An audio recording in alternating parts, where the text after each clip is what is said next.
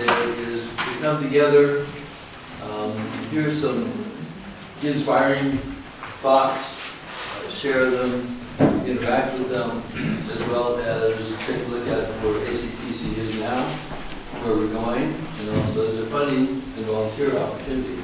So I'm delighted that you're here. And what this is this is a citizens commission. And here we are, the citizens community commission. And the origin of the Cultural Peace Commission, and some of you know this well, this has got deep roots in, it's not just brand new, it's got deep roots in the United Nations with an organization, Pathways to Peace. I've been part of that organization since 1980. We helped formulate the International Day of Peace at the United Nations, which began in 1981. We've been part of that ever since, that evolution and that growth. Along the way, there's new languaging around peace building, there's new languaging around culture of peace. And the UN also started working with that languaging and that concept. The culture of peace is the International Day of Peace is a wonderful event. It's a day, and it's now September 21st of every year. And we've done some wonderful events here in Ashland. And when we were doing that in 2012, 2013, there were a number of us together saying, let's look at the whole idea of a culture of peace. And what does that look like on an ongoing basis, on a continuous basis? It's not just a day that comes and goes, but really is grounding peace, peace building, the whole understanding of what that means. And we've been extremely fortunate here in Ashland to really get some traction on this whole idea. Ashland is quite remarkable in many ways that we all could attest to in various ways. But it's also a place where there's new things can happen and ideas can grow, and there's access to whoever we need to have access to here. So it was the planting of the seed of the Culture of Peace Commission, and working with Mayor Stromberg and City Council early on, and we all said, yes, it needs to be a citizens commission, and here we are. But this is a local, global initiative. And this is very seriously global. Because the roots that we come from is from the global perspective, Pathways to Peace. And that was kind of like they talked about, that's the mothership of many NGOs and many people working in this arena. So the Culture Peace Commission, when it first came together, and focused on, well, what does that mean? So we did not bring the UN work and say, let's do that. It really was, what does that mean here? What does that mean here in Ashland? So we came up with the kind of mission statement here, that it's a community-wide movement dedicated to transforming our attitudes, behaviors, and institutions into ones that foster harmonious relationships with each other in the natural world. So it's about relationships, as most things are. How to do that consciously. This also does not mean this is getting rid of conflict. To the contrary, that's a part of life. That's how we work with conflict, how we deal with it, how we enhance our relationship, even when there is. And it all begins here. It begins with us individually, and in that with the Cultural Peace Commission, when we sit around the table that we have, we very much talk about that. And a lot of what happens is being aware of what's happening inside, sharing that, ways to enhance and grow who we are. So that also, we can bring that out to the community. These are some of the entities we've been very much part of. Again, this is part of the international focus. The UN, with the global movement for a culture of peace. There's much to be said about all of this, but we're very much part of this. And we are also seeing what's happening here in Ashland. This is seen as a model that other cities will learn from and would want to replicate some of the things that we're doing. So that's part of why we're trying to be really conscientious about documentation of what we're doing, because others, I got a call from Amherst, Massachusetts. They want to know, what are we doing and how do we do that? But we're not quite ready to say, here's how we do it. We don't have a presentation ready, but That's what's happening.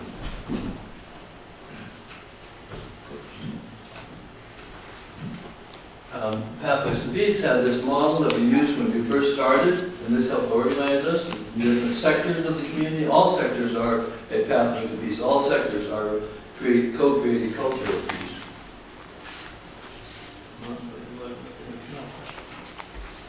And what we're looking for is growing support in the community as we engage with all parts of the community. One of the wonderful things is the Pathways to Peace there are many things that we draw from the Pathways to Peace, but one we'd really like to share with you, and Mira, Sophia, will tell us about that. We don't have a copy of it, but Mira, will you tell us?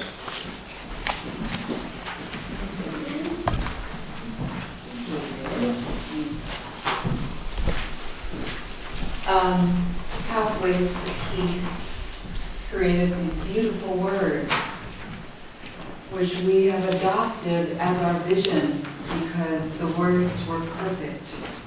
And we didn't think we could come up with anything better because these words say a lot. And it's called Imagine a World, so I'd like you all to go inside for a moment and imagine a world, a better place, a perfect world that we can create together. Imagine a world where governments respect the human rights of all their citizens and settle disputes by the rule of law for the common good, where all people have food, shelter, and access to medical care, and children are born into and raised by healthy families and communities, where literacy and education for all are accomplished facts, where economic practices create well-being for all stakeholders, including communities and the environment, where beauty, the arts, and media inspire the best in people, where the benefits of science and technology enhance all circles of life, where tolerance and appreciation of diverse religious beliefs is the rule, spiritual practice is encouraged, and reverence for all life fostered, where the earth in all of her natural beauty is treasured and her resources utilized sustainably for this and future generations. This is a world at peace. This is a world of peace. May peace prevail on earth. You,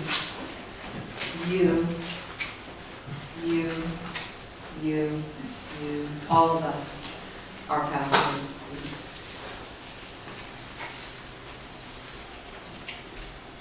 So we aspire to this vision, and we at ACPC, and I hope all of you, become aligned with these words and take them in and begin to live into these words.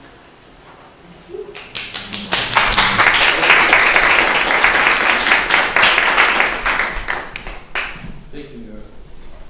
And that's very much it. And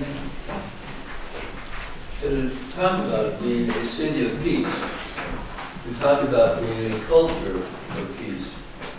That's not saying that we are there, although we certainly have components. We certainly have parts of that. We certainly have people who are exhibiting that. We certainly have organizations that are contributing to that. They're part of that. There's also an aspiration. There's also a direction. It's kind of like the North Star. That's where we're going. And we do have a direction. And it takes all of us, literally, to co-create that. And that's the joy and the challenge. And it is a challenge because we're in new territory. So today we're going to have a number of people who are going to speak with us. We have Kate, Josh Bradley, Mayor Stromberg, Pam Marsh. They're talking about listening to the future. Kate's leading that, and I'm just going to introduce her. But that's, you know, where are we going? We're planting the seeds, our generation, their generation, these young folks are taking that to the next level, to the next place. So we do the best that we can to make that preparation. Well, after that, after the talk, then we'll have the time to do some talk together, discussion. Then we'll take a look at where ACPC is going, what's coming up. Some very exciting and significant things are coming up. And then talk about funding, where we are and the reality of that. And then conclude. So, Irene.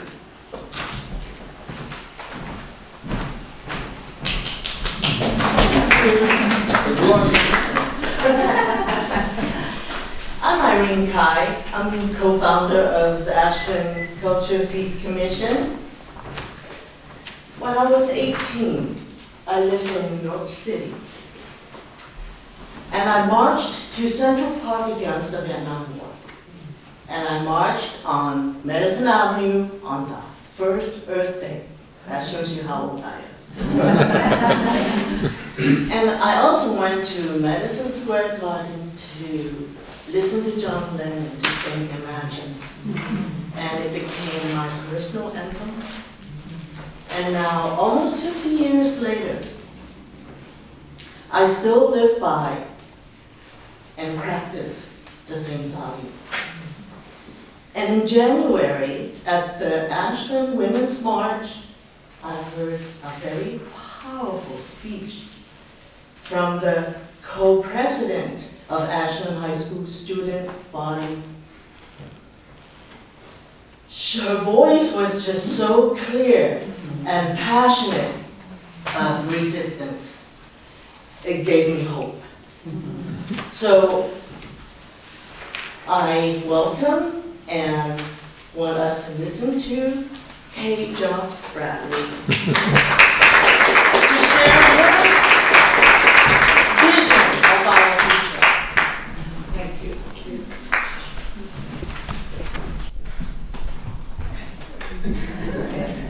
Hi everyone. As Irene said, my name is Kate Jones Bradley. I'm a senior at Ashland High School and also one of the student body co-presidents of the high school this year. Just getting ready to pass along the baton to the next two who are going to be presidents next year. And I was asked to be keynote speaker less than a month ago by Irene and David, and I could not help but say yes to speak on behalf of this incredible program whose visions and practices completely align with my view and engagement with the community, both here in Ashland and our global community. You speak up, Kate? If you can. Yeah, so sorry. Thank you. Thank you. Yeah. Okay. So, I have one question for you today. What is peace? What is peace?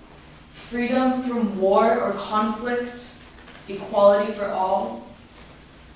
Or maybe peace is a glassy, silent lake at 6 a.m. on a clear sky morning? Is peace simply love? Happiness? Maybe Beethoven's Moonlight Sonata? I was asked to speak to you today about the future of peace in this town, on this planet. What might it look like, feel like, maybe how to attain it through the eyes of a young person. Yet here I am, asking you, my elders, what does peace look like? Take a moment and reflect on how you experience peace. For some of you, my guess is that your version of peace is beautiful, calm, soft, as when a mother nature sets the sky on fire around 8 p.m. on an evening in August. It's that something sublime, just a little bit further away from us, out of our grasp, like a lily flower floating on a pond. Be careful, don't touch it, it could sink. Or it's wise, like an old woman strolling, smiling, wrinkled but light. Or it's powerfully tranquil, like the tallest tree in the forest. For many of us, when we think of peaceful things or peaceful people, we think of simplicity, maybe beauty. We think of calm, we think of ease, we think of purity, and of freedom from disturbance, as the dictionary explains it. And yet there are others among us who see and experience peace as we know it today as not a glassy lake, but rather a suppressed war. I think some of us understand, or at least I do, that there is actually a dark side of peace. Peace, too soon idealized, can lull us to sleep. Striving to be peaceful can silence dissent and abort the necessary engagement with what divides us, just as a parent too anxious for peace silences warring siblings. So this version of peace may not look very peaceful. In fact, the hard work to unearth and deal directly with our shadow, all the ugly behavior, unutterable attitudes, and flimsy beliefs that create division must be engaged with directly, somehow, before we can declare real peace. The human species will actually always engage and feed conflict and disagreement, big or small. Simply because we are such complex creatures, each one of us unique, that living in a completely harmonious world would actually stunt our intellectual growth and our emotional capacity. A very important quality of the human heart is to stretch and make room for something or someone different. Conflict helps us grow, learn, and understand each other more empathetically, but only if we can address conflict in a calm and healthy manner. So here's my belief. Peace actually starts in the middle of the battlefield. Happiness, ease, and simplicity are attainable, but not when we claim victory after ignoring the ceaseless war.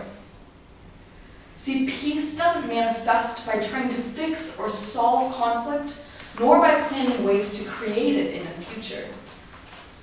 Peace starts exactly where you are sitting at this very moment. So take 3 deep breaths.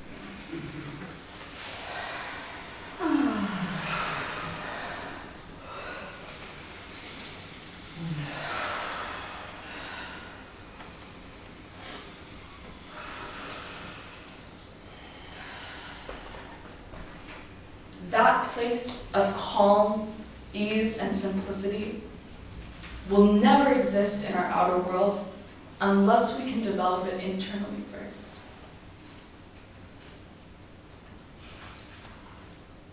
Peace in the future, as I have been asked to tell it, starts with you right now. And then it continues to begin again and again with each generation that follows. Conflict will arise outside of us, and in response, we will breathe and find peace within. Peace is an idealized dream, but the dark night must be traversed, the shadow unearthed, and in order for a more robust peace to ensue. So the more important question for us is perhaps, how will we battle?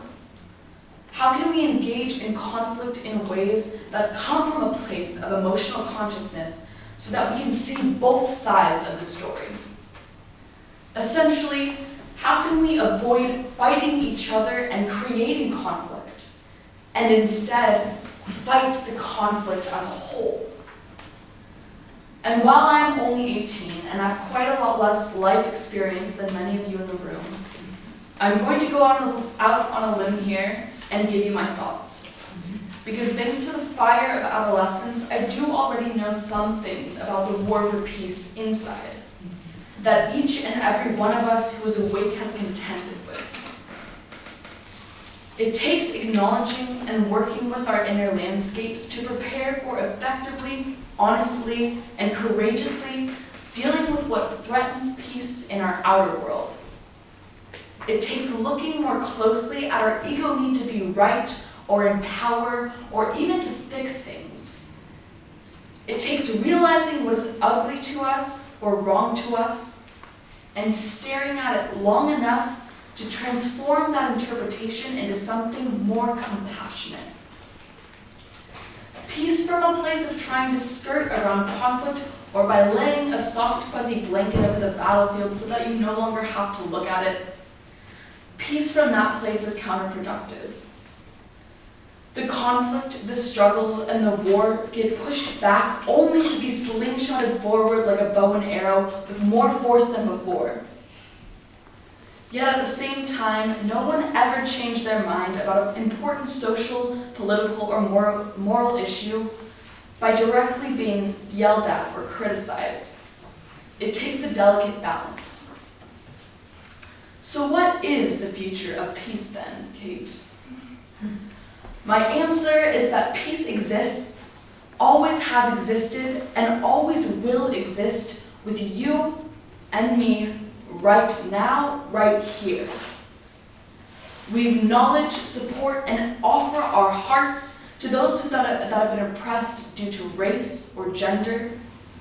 We quietly listen and open our minds to people with different political opinions than us. And then we gently help them open their minds to our opinions as well. We teach people how to be kind by being kind to them, not by telling them to be kind. We stop ignoring the homeless families on the street and we start smiling, giving, and helping instead. So let me ask you once more, what is peace to you? It's fierce out there, but when we fight with peace in our own hearts, then and only then can we form peace in our community and in our world. The Ashland Culture Peace Commission engages in both inner and outer peace practices, and they are clear that this balance is essential. You have heard their range of activities, and it gives me hope. They are laying a foundation that my generation can build upon. One that both acknowledges the need for global compassion and supports, not forces, the transition to a more peaceful community. I'm so grateful to be able to speak on behalf of the Peace Commission and their impressive contributions to the Ashland culture. Thank you so much for spending your Saturday afternoon and evening with us. The Peace Commission and I deeply appreciate your contributions to and positive engagement with Ashland's peace and culture in order to create a more powerful, welcoming, and supportive community, both here and one that can spread outwards into our world as well. Thank you.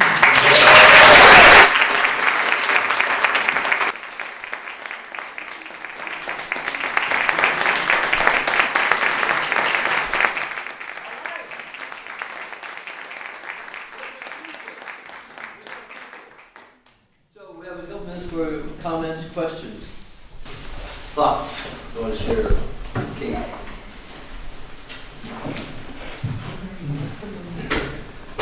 Yeah, I got a question for you. Oh, sorry. Yes. Go. So, What are you going to do with all this? You going into politics? Maybe. I'm going to travel first.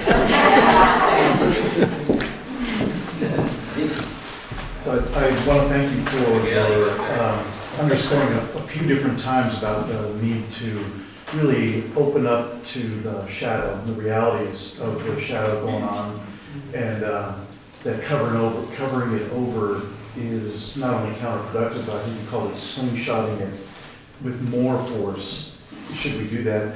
I'm curious if you could share any inner work or any inner looking that you've done, or that people your own age, friends that you might have that engage a bit in that.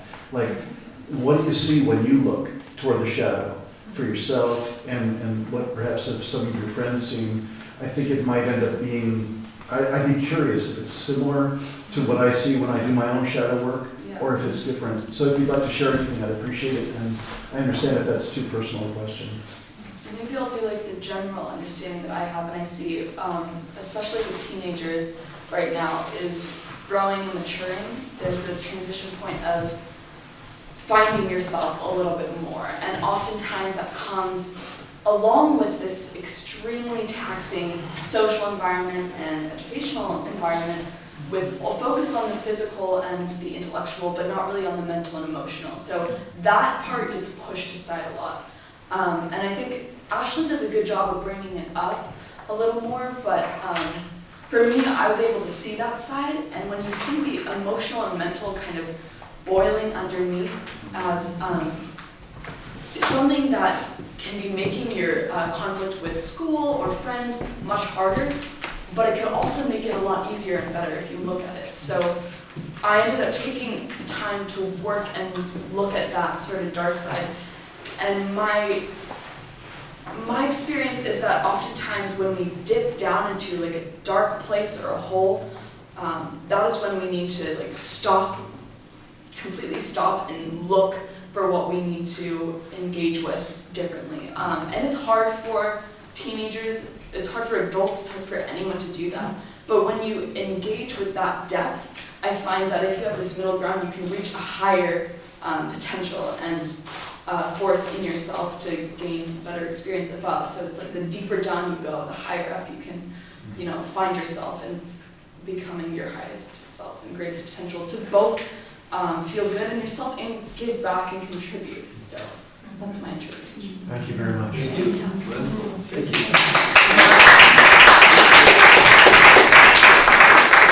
So keep in mind the thoughts that you might have, and we'll build upon that. And we'll come back with more questions as we hear Mayor Stronger and go to Pam Marsh.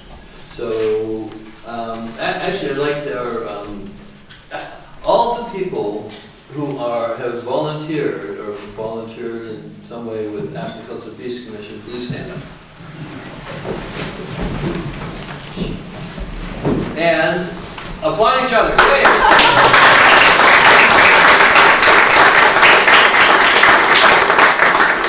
Well done. Thank you. So Patricia. This is Patricia Sepwitz. She's one of the members. Irene is a member of our funding team. Patricia is. And Kay Sandberg, wherever you are. Oh, there you are. Yes, he's also a member of the funding team. Patricia. Mayor Stromberg doesn't need an introduction. Just a few words about his support for Ashland Cultural Peace Commission.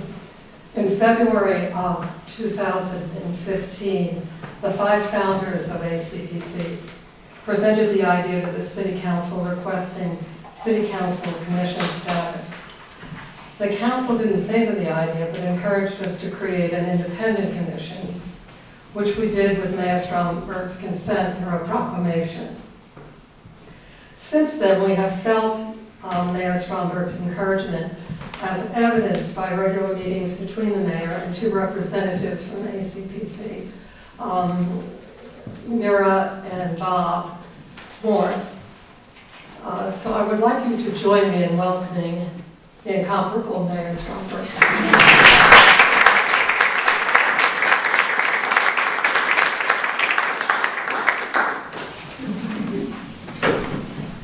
You and your adjectives.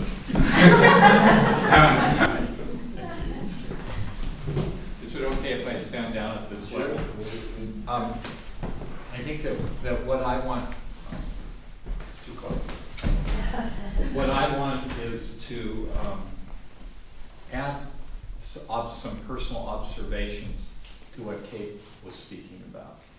And in thinking about this opportunity to talk to you, I realized I pay a lot of attention to peace as it manifests in various things that I do. So I'm just going to go through a list of experiences that I've had that I experience as peace manifesting in our community. Some of them will be familiar to you, and some of them I'm sure you haven't heard before. And some of them are kind of funny. So one of the most intense experiences that I hold on to as a kind of a reassurance that peace is that we can actually, in Ashland, together achieve peace was the Deconstructing Racism event. Did any of you go to that? Yeah. There were particularly in the morning session when about 15 or 20 people, one after another, simply shared with a group of almost 400 people their experience of racism and microaggressions and so forth, with no coloration on it, just the factual representation and just people listening. There was a quality of consciousness in that room that was, for me, that is the future that we need to be moving to. The second example was in the Women's March, which for me turned out to be, as I experienced it, a march of peace. And it just was there. It was present. We were together in a different way. Then here's a little thing that happened that some of you may have noticed but probably didn't know the significance of it. How many of you went to the MLK celebration? Well, can you remember at the very end when it was almost over, the MC said, I just want to say something about the Ashland Police Force. And then he sort of acknowledged and appreciated their work and how they're different and all that. Well, for months there had been a tension going on between, not between people, but over the issue of the participation of the Ashland Police Department in various events that had to do with racism. Because inevitably, people would start talking about the police and how awful the police are. And the rank and file of our police department was feeling really kind of battered and disrespected, especially since our police department tries to be distinctly different. And so I was behind the scenes sort of working that issue between a couple of the leaders of these two different perspectives on the world. And it was really difficult for them to find a meeting point. And I just, I couldn't do anything. You can't make that kind of thing happen. So I went to the event, and the police chief went to the event, and some of the other police were there. And then at the end, like sort of a little miracle, came that statement, which was so kind and absolutely right on the point. For me, that was peace manifesting. Then Tuesday night, I don't know if any of you enjoyed council meetings as much as I do.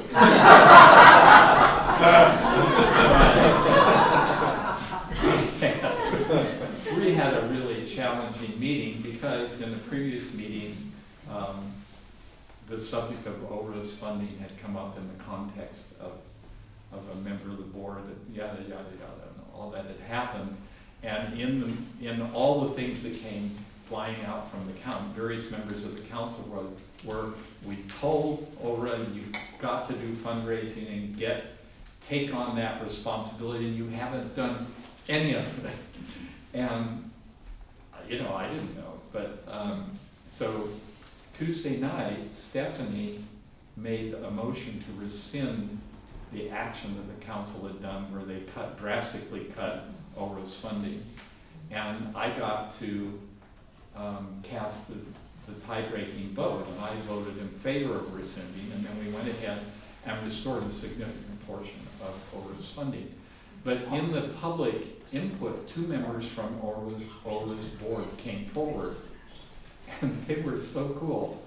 They just came forward, and they just very matter-of-factly laid things out about what ORA does, and then the treasurer went year by year. In such and such a year, we got this much money from the city and we raised this much money. And he went like 5 years or maybe 6 years, and every year they were doing more of their own fundraising. And he didn't say, so you were wrong, and he didn't even say it with an edge.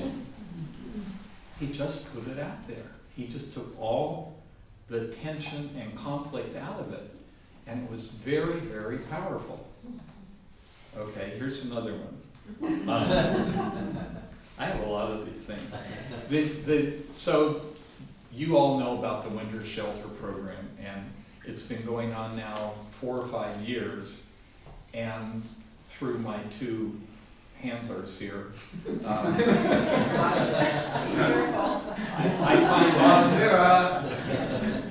I find out various things that are going on, and I just want to add this.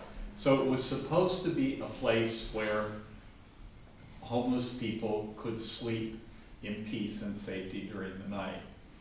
But what happened was, it grew from maybe 2 into 5 nights a week.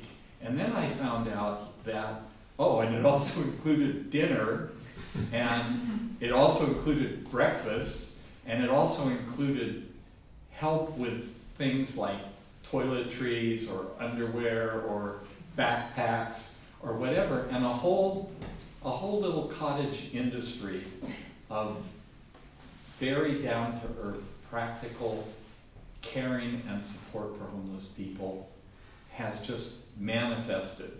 And from what the reports I'm hearing, through this, people are becoming re-socialized, the clients who are coming to these things. And almost nobody knows about it. I'm trying to figure out how to get the council to know about it without the council getting mad at me for putting pressure on them in public. And I do have to be. They have to be able to trust me. But that's just wonderful, and that's peace. It goes on. The list goes on. Thursday night. Now, probably nobody's been following this, but the council and I have been working on how do we incorporate some of the top priority council goals, like the SEEP staff person for implementation, into the extremely tight budget. And so Dennis and I had worked out a way with the interim finance director, and a week ago when we actually tried to do it, I started getting a bunch of guff from the councilors, including Greg. And at a certain point I just said, okay, you figure out what you're going to do, because otherwise I'm out of here. And that's the only time in 9 years I've ever done something confrontational like that. But I don't know why I did it, I just did it. Well, we made it through, it didn't blow up. And then this week that just ended, we were following through and finally dealing with this question of prioritization and all that. And at the very end, there was one of our would-be top priority items that had been left off the list, intentionally left off the list. And I just decided I'm going to go for it, because it means a lot to the city administrator who is trying to work with the problems people have with development and getting plans through planning and through the building code. And it's to have an ombudsperson full-time on staff to do that. And so I made my pitch. I can tell you that 99% of the time when I pitch the council on something, they go, no, sorry, we're not going to do it. And in this one, it was sort of quiet, and then Rich Rosenthal said, I move we approve what the mayor requested out of respect for the mayor. Wow. Wow. And given that I had, at the previous meeting, infuriated him by voting to not approve the parking plan, that was just incredible. And it was quiet, and nobody said, oh my God, look at that. It was peace creeping into our lives. Just a couple of other things. This one is slightly amusing, but I swear to you this happens. People pat me. I will be in the co-op, and somebody will come up, and they will talk to me, and then they get a little closer, and then they talk to me, and they get a little closer, and then they pat me. Sort of fragile, precious, and I was someplace the other day, and a woman came up, and she said, I'm a neighbor, but you don't know me. We've lived here a couple of years, but I so appreciate having you as our mayor. And then she looked at me and she said, would you mind if I hug you? I said, no, of course, go ahead. So she hugged me, and while she was hugging me, her husband reached out and patted me.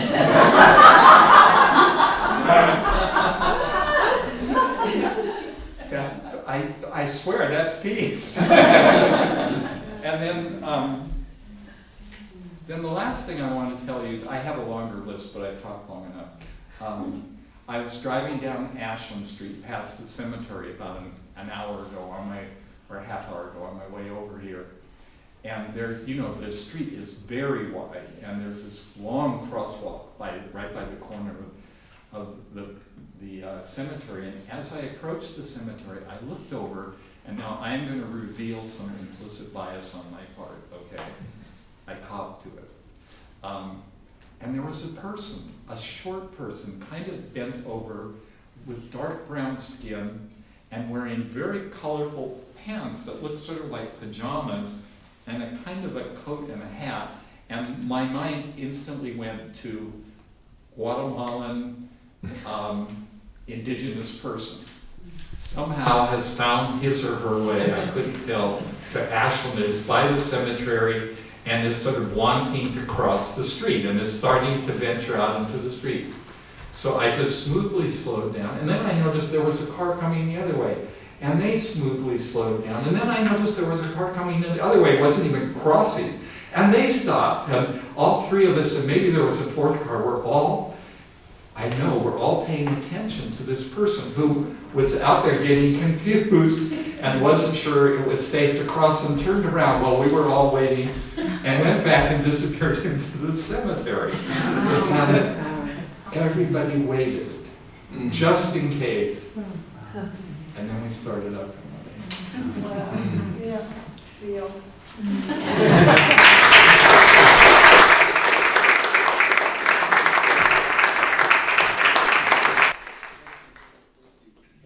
So, one question, comment for the mayor? Not required. No? Okay. Thank you very much. Yeah. Now I have to go through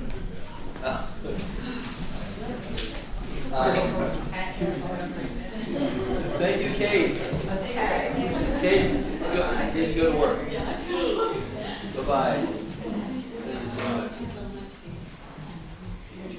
Kate Semmer. Hi, everyone. Thank you, David. I have the distinct honor and pleasure to bring up Pam Marsh, who really, just like Mayor Stromberg, needs no introduction.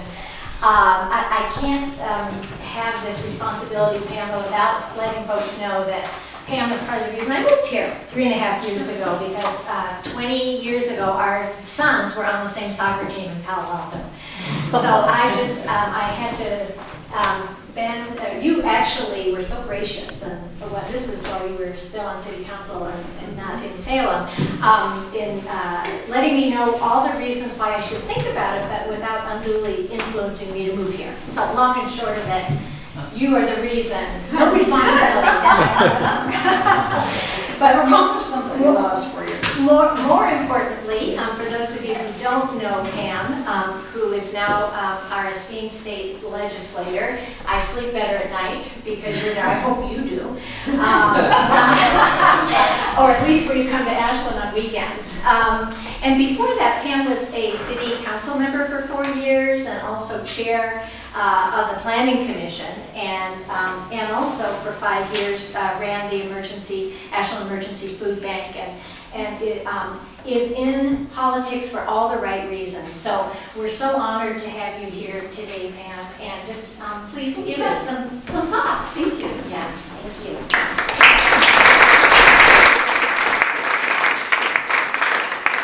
First of all, I just have to acknowledge what you've achieved here with the Culture of Peace effort. I remember those meetings back, how many, 3 years ago, 4 years ago? When the notion came forward for a Culture of Peace Commission, and we talked about it at the City Council, and we said, if you're a City Commission, you can't do anything other than what we tell you can do. You can't raise money outside, you can't have events, you can't organize in the way that you're going to want to organize.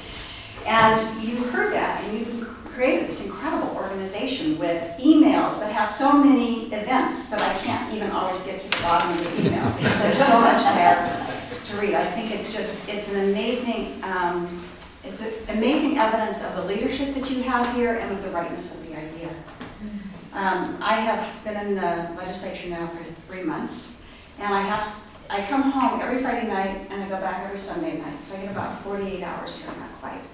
And I have to tell you, that gatherings like this are what fuel me when I go back up there, to actually hear the passion, to hear Kate and her youthful, articulate passion, to hear John and his always thoughtful wisdom, and to meet with people in the community who are doing their very best to help take care of each other. I mean, that's actually the energy that takes me back.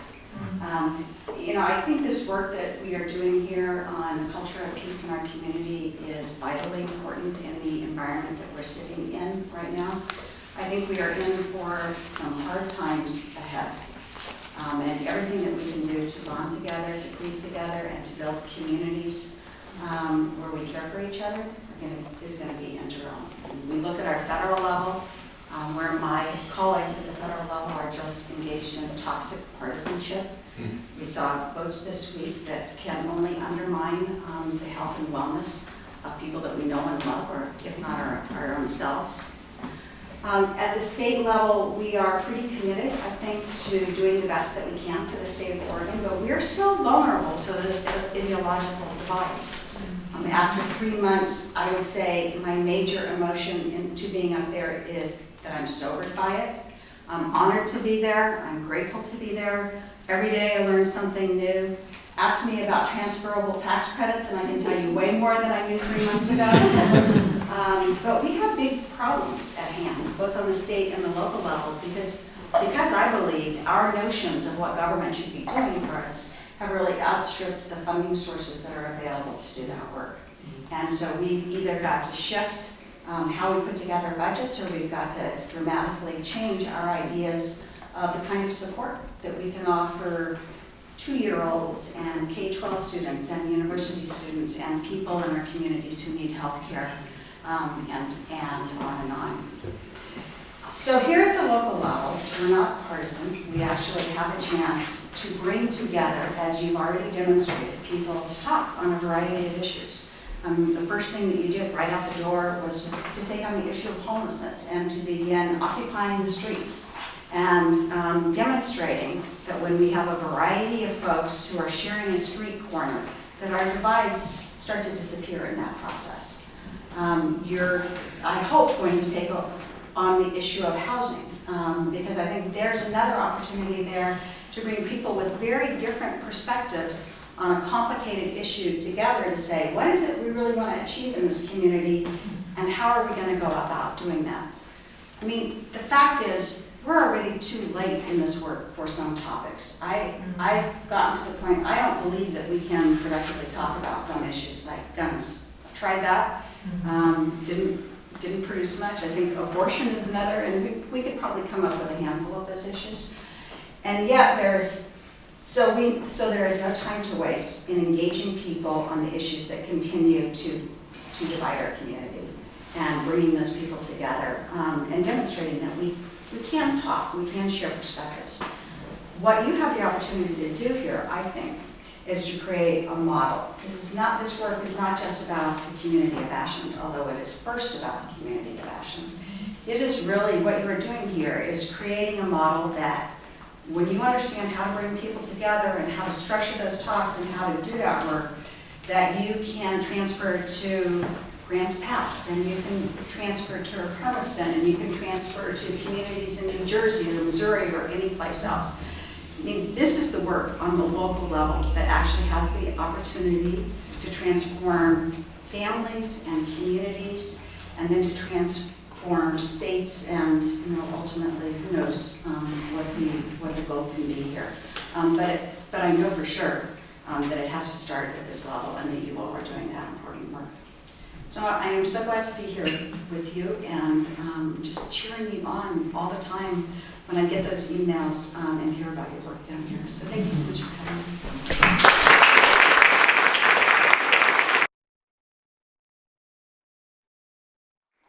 We are a touching community.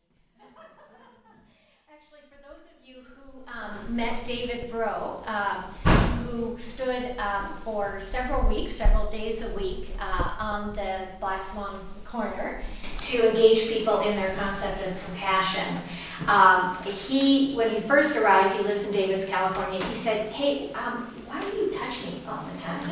And I mean, this is somebody I've known for years, right? And I never noticed that I did that. And then he met Mira and a whole bunch of our citizens, and he said, I think it's an Ashland thing. Pam, would you be willing to take a question? Sure, if there's one, I'm happy to, or we can dissolve them. I think there's a whole program ahead. We have a program ahead, and we have, I mean, what you said was so provocative, so now is the time, folks, we have time. I have a thought, just in terms of what you mentioned about housing and how critical that is. And yes, we are going to be engaging in the housing question. That's one of the areas that we will be putting attention into. And do you have a clear idea as to who needs to sit at the table with that issue? On a local level, well, I think that's everybody has a piece of it. I think it's the advocates, it's tenants, it's landlords, absolutely, it's developers, it's community activists, and it's elected officials. And I think you need that whole perspective because we tend to come at that issue from our own place. And we have activists who are demanding, certain kinds of things out of the council, or will be, I think. But they're not always engaging with developers who have the potential to actually create housing. Mm-hmm. So the point is, get everybody in the room, decide what our objectives are as a community in terms of the housing stock, increasing the housing stock. And then we're actually in a position to do some work. Great, fantastic. So I appreciated your brief sharing about what you've seen in your time already up there and a little hint of some of the federal stuff. I'm wondering if you have any wafts that you could share of interest or engagement on both sides of the polarization that's going on in government. Are there any wafts of hope for you that you've seen? In other words, engagement like interest in reaching out from either side of the aisle. Any little scraps you could throw this way would be appreciated. Scraps, that's what we're yeah. One of the big surprises for me, I've said this, some of you may have heard me say this already, that I didn't know how to operate in a partisan environment because I've only done local government. I've worked for a state legislator in California, but I hadn't been involved in the partisan. So that was the biggest concern to me. And that's a little sobering because we do have teams up there. That's how I think of it. We have the Republican team, we have the Democratic team. And the fact is that we couldn't do the work unless we were organized into teams, and the teams were organized into hierarchies, and you had leadership setting out priorities. Because we have this notion of part-time government that puts 90 elected people in a building for 6 months and expects us to make all the decisions to guide governance and set a budget and priorities and figure out how to fund things, for the next 2-year cycle. So it's this intense, boiling kind of cauldron that requires teams. I think we have a long history in this state of working together. And some of the biggest, most iconic legislation we've done has really been very much bipartisan. Bottle bill was Republican initiated. Many of the things that we treasure have come out of joint efforts. In fact, still about 85% or more of the votes that we take are unanimous because they're, that's a lot of caretaking, it's a lot of fixing mistakes and cheering things up. And I think some of the big questions that we have yet to engage on, so we've done pretty well so far, kind of negotiating through the building over the last 3 months. I think some of the big votes that we're going to take, I fear we'll see some of the breakdown of that. And yet, we are a state where we all know each other. I'm on the floor with a number of other Republicans. I chose to be there because I wanted to be and have the opportunity to reach out. I can't say that's been totally successful, but it was the right thing to do. And I think, well, here's an example. There was sort of an example. There's a bill pending right now on the House side, Senate Bill 719, which would put into place a means for a family member who fears that another family member has a gun and may use it for suicide or other purposes, to go to court and have it taken away for the safety of it. That was actually put forward by a Republican whose son committed suicide. So far, he's been the only Republican to vote for it. Maybe it will be different on our side. But that's a little bit of hope. You know, someone actually saw a problem. They put together something. They've been supported by their colleagues in the legislature, although not their colleagues in their own party. And I think if anything goes forward in terms of a transportation package or some of the big issues, we have to have bipartisanship, because we can't vote for a tax measure without at least a couple of Republican votes, and 35 Democrats don't necessarily think alike anyhow. I mean, so we're going to kind of force some bipartisanship there, because we must make these decisions. But it's, you know, I think what's happened at the national level, what happened with the election, has definitely colored kind of comfort level in moving forward together. That's what you all can do differently. Thank you. Yes. Thank you.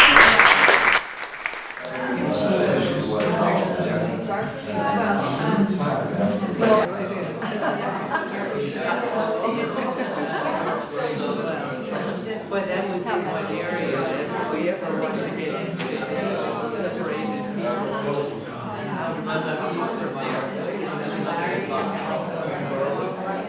That's the shadow.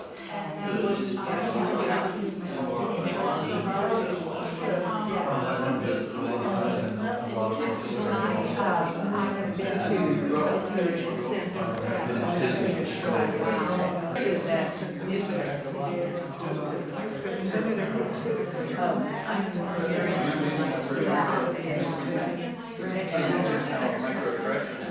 plenty of opportunity. Yeah, sadly. In that, here's the story. To listen to So, my name is Jack Gibbs. I'm the treasurer, and I'm a CPA. Let me back up a little bit. So, it dawned on me recently that I might be predestined to be in the peace business, because it really is a business, right? We're in the business. Anyway, I'm the business segment of the wheel, and I was born 24 years to the day after a certain person named John Lennon, who was mentioned earlier by Irene, and I was born within a year of JFK's untimely death, and I was called Jack at a young age, even though my real name is John. Flash forward 50 years, and I've got this amazing family. I'm so blessed, living in this unbelievable community with all these wonderful people and surroundings. And I had served as the treasurer for 6 years at the Siskiyou School where my children attend.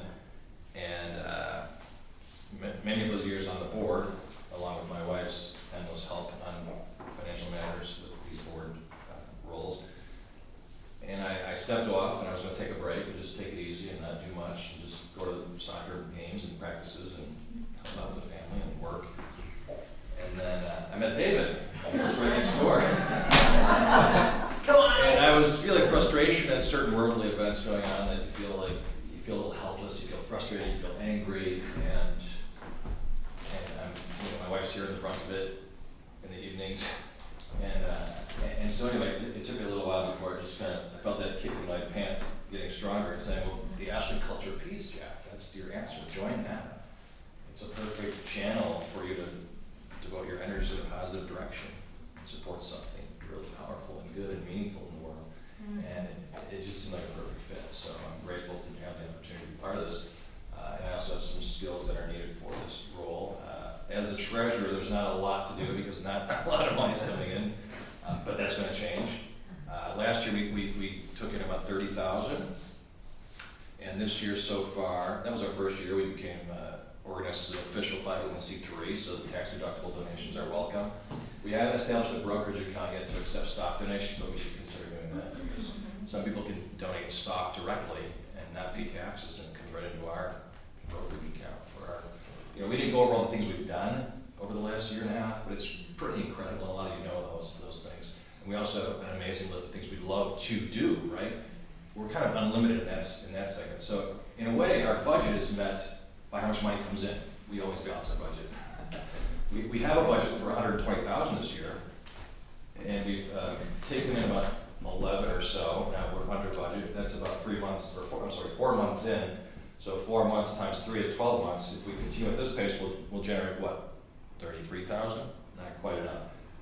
Better than last year, but still, I think we've got a lot more potential. I think a lot more people know about us, and what you just stated, Norm, is beautiful and powerful, because I think once people think of this in a different way, for example, I just set up an automatic deposit, so I donate monthly at a very minimum. I can always do more, but I figure if I get that set up, then it's kind of a meditation that I'm continuously supporting this, whether I'm active or not active. I believe in it wholeheartedly, and I want to support it. I want my family to support it, so at least I'm making some gesture to keep it rolling, because sustainability is really an issue, right? I mean, we have a nice office, but it has rent, and there's utilities, and believe me, this has been a bootstrap organization by many, many hands, and it's beautiful and powerful in that regard. We also have certain physical realities, and I think we don't want to let this thing fizzle out, right? There's so much potential. So if we can all find it in ourselves to help support it, however we can, whether you know how to play guitar in the corner with the folks, or you want to kick in a little money, or you want to host events at your house, or whatever. Just I think it's really exciting. So I appreciate being part of it. Were there any other things else to talk about exactly? Just your inspiration. Oh, the shirts. So they were talking about needing shirts, and I said, great. You know, we got organic cotton shirts, colorful, beautiful logo. Huh? How about the logo? Yeah. Next thing I want to do is get hats, right? I want hats. But yeah, that's something that unifies us and gives us a little bit of a profile out there. Bert's been exceptional with the tidings, the support, the bi-monthly articles. That's powerful. That's beautiful. It's really getting the word out. Read Monday's tidings that David has submitted a column, and that'll be in Monday. Excellent. Wow, fantastic. And Jack is the one, he gave us the support so he could get the shirts to begin with. And I mean, Thank you, Jack. Thank Yeah.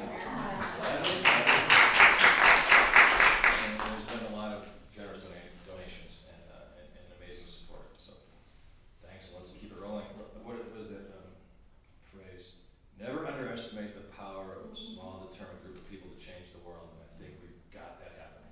Let's keep it rolling. Over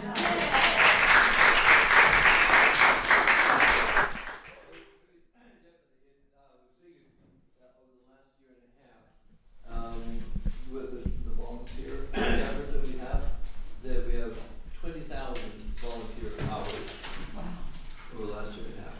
That's a lot. Tremendous amount of engagement that we have, and tremendous amount of support. And so I'd like to ask Catherine Tolden, and Catherine has been very supportive of what we've been doing in many different ways. And Catherine, as a donor,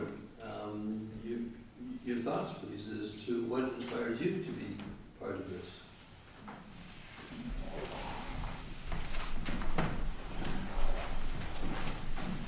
I'm going to jump up on stage. But to talk about donating, I really need to start with what happened to me and why I started giving. In 1985, I opened my own landscape architectural firm, which was very exciting and fun and all of that, but very little money. Some months I had some money come in, and many months I had no money come in, and it was my only source of income. And so I was holding that money very tightly and spending very little money. Well, then I went to a lecture, and the teacher was talking about giving 10%. Thank you for the introduction, Norma. And I thought, yeah, right, I'm going to give 10% of so little that I have. But actually, by the end of the lecture, I was like, I'm going to try this. Why, I don't have much to lose, so why don't I try it? And so I began giving 10% of what came in, and I'm sure that little bit made no difference to the organization or group I gave it to, but it made a huge difference to me. Huge. It was life-changing. Because what I began to understand was that it was like breathing. that I had to completely breathe out so that I could breathe in. And it became like that because it just opened a whole new vista for me in my life. And I became more a part of the flow of life that I could give. And if someone came to me asking for money, yeah, I can give you some money, and it just felt so good. And so I just began that practice and continued until Barry and I married, and I introduced him to the concept, and he was like, what? But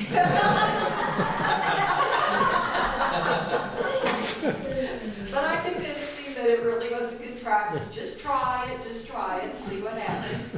And so he did, and by the third month, he was like, yeah, this is great, we're going to continue doing this.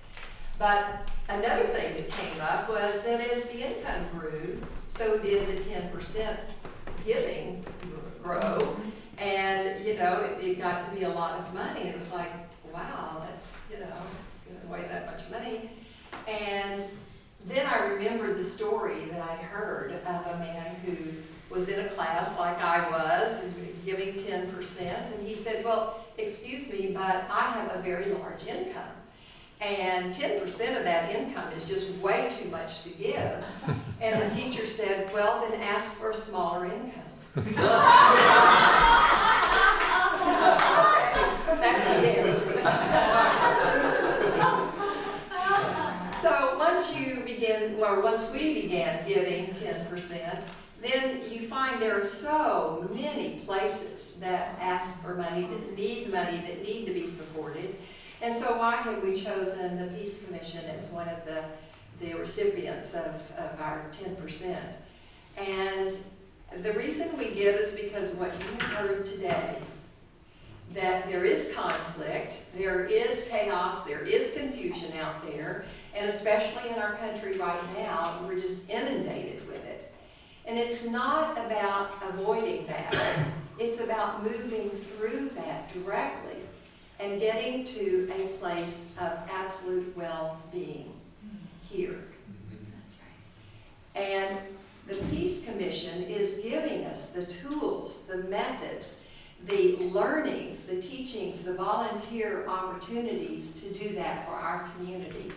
And I believe that if we can do that for ourselves first and do it for our community, we are contributing so much to this country and this world, because it does move out.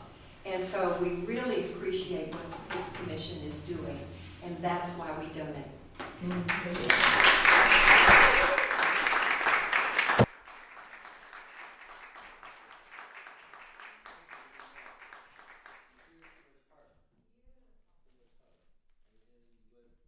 Mary and Catherine have done beautiful things in our community with the mural and what's taking place at SOU. And there's not only generosity and care, but there's vision. So thank you both very much. So we're want to make sure that we have time, so I'll just be really quick. Yeah, okay. Thank you, Catherine. Really, it was very moved by your story, and I did a similar experiment, actually, at 10%. It was life-changing, so thank you for bringing it up. So, as Jack said, we are about here, 12,000, so that would be about 10% of 121,000. And again, this is just the dollar part. We know that we've got the most robust, incredibly generous community in terms of donating time, energy, brilliant ideas like all of the ideas that came out today. So we just want to warmly invite you, encourage you, and everyone you know, since this is not only a local model, but we are really aiming for no less than being the global model, a global model for a culture of peace, to close the gap between 12,000 and 120,000 in order to be able to do the work that we're here to do. So, David, let me turn it over to you. And also, I just want to ask everyone on the funding team, if you could just stand, please, We are at your service in terms of creative ideas, and we're completely aligned with what you said, Norma. And Sophia, we can't wait to talk with you. So Patricia, Irene, David, and I, and Jack, if you could speak to any of us, we'd love to continue discussing this with you. But in the meantime, we've got today. Yes, Yeah. thank you. So there are a variety of ways to, one, absolutely, obviously, with volunteer and being present and so on. The other is financial, and part of it is also the shift that we're about in a culture of peace. What's the role of money? What's the role of economics? What does that look like? And part of it is also the peace and peace building needs to be valued and funded as any other of the entities or the business or local government. So it's really up-leveling the importance of that, and so it becomes part of the flow of the financial well-being. And that's part of what we're looking at in the bigger picture. How do we do that? How do we up-level that? So just in sort of specifics with us, there are a variety of ways. So we have a card, we pass that along, and if you would, at least put your name and that contact information in there.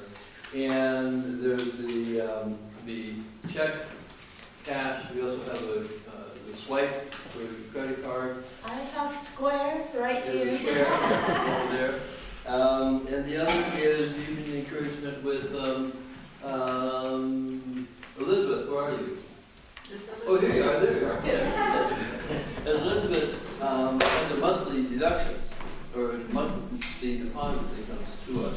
Bill paid Yeah. through the bank every month. Yeah, so that's what. It's easy. Yeah. So whatever fits for you now, or when we get again the pledge, if you would take a couple minutes just to think about that and make whatever notations you can. And let's just take a couple minutes to do so and think about it, as well as this other page that has been underneath your chair or with you. Is something to be filled out in terms of your involvement with ACPC. We're looking for people with different skill sets, and because we'll have a lot of things going on, and what are some of the skill sets that you can bring and make known to us that we can work with. So let's just take a couple minutes, a little quiet, think about what you'd like to do, and then we'll move into conclusion of where we're going, of what's really on the horizon. And there are really some quite significant things that we're working with the community and with the city to do. The city council has said yes to the city joining the International Cities of Peace. And ACPC has led the way with that. That's an association of 161 cities around the world right now, focused on peace building and culture of peace. And it opens up a whole new avenue of network for us to be engaged in. Literally, there's cities all around the world. So that's going to put Ashland in communication with many other entities. Next year, and what Pam Marsh was talking about around housing, we're going to be engaging with that and helping to bring together the people around the table to really help address that issue, because that's really important within our community. Also, next year, the focus is September, and the ideal is September 21st, 2018, will be the World Peace Flame Monument, which is being brought here, which is going to be created here. It's a replica of the one in Wales.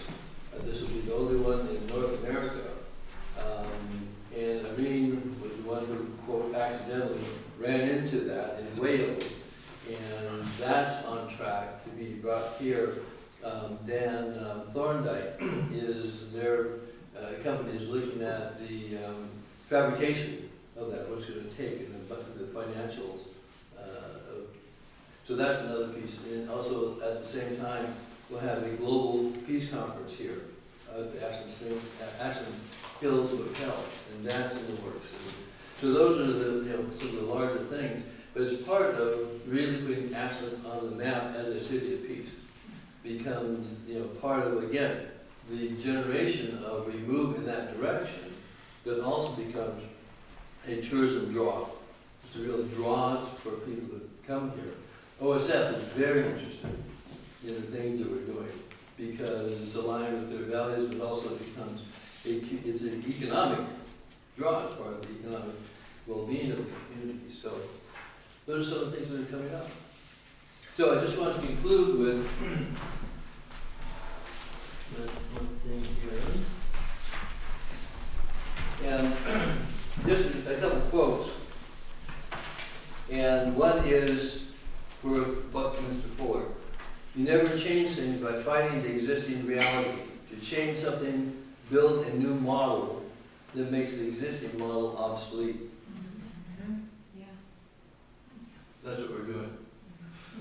We're not railing against, we're not saying, no, bad. We're saying, let's create the new model. We always love to hear about the fantastic work you are doing in Ashland. Your community is certainly a model for the future. That was from Iris Spellings. She's with the United Nations Global Movement for the Culture of Peace. So we're really seen as being moving forward, really being. We are the inspiration. Yeah. So, thank you, everyone. Very, very And much. all of you are our inspiration, right? Yes. And Martin Luther King calls it beloved community. And that's what we're creating here. We are the beloved community. Well, take a look around. We're all doing it together. Yep, we're all doing it together. Thank you, David and Irene. Yeah. Yeah.